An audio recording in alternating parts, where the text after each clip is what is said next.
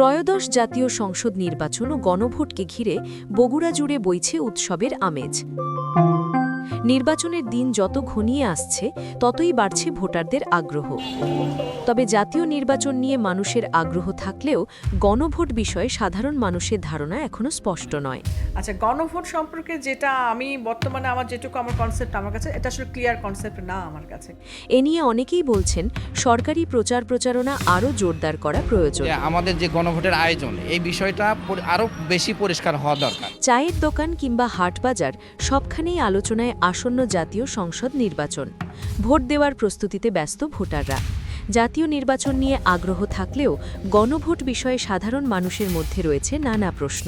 তবে এটা নিয়ে আরও একটু যদি হচ্ছে যে প্রচারণা থাকতো, যেমন অনেক মানুষে এই গণভোটটা সম্পর্কে বিস্তারিত এখনও বুঝে উঠছে না, তো সেটা নিয়ে যদি আর একটু সময় থাকতো, প্রচারণা থাকতো, ভালো হতো। অন্যদিকে ভোটকে কেন্দ্র করে আইন শৃঙ্খলা পরিস্থিতি নিয়েও রয়েছে মিশ্র প্রতিক্রিয়া। না, গ্যাঞ্জাম হবে না, এরকম তো গ্যাঞ্জাম হওয়ার কথা না। ভোটাররা ভোট দিতে মুখিয়ে থাকলেও নিরাপত্তা নিয়ে কিছুটা শঙ্কাও প্রকাশ করছেন। জনগণের জন্য আমাদের জন্য একটু ভয়ই। মাঠে যা হয়তো ভোট কেন্দ্রে যা ভবিষ্যতে যা সন্ত্রাসী যায় এরা বাহির করে আবার গোলাগুলি করে, তাহলে একটু সমস্যা হয়। এগুলি অস্ত্র উদ্ধার করলে জনগণের জন্য আমাদের সাধারণ মানুষের জন্য এবং ভালো হয়।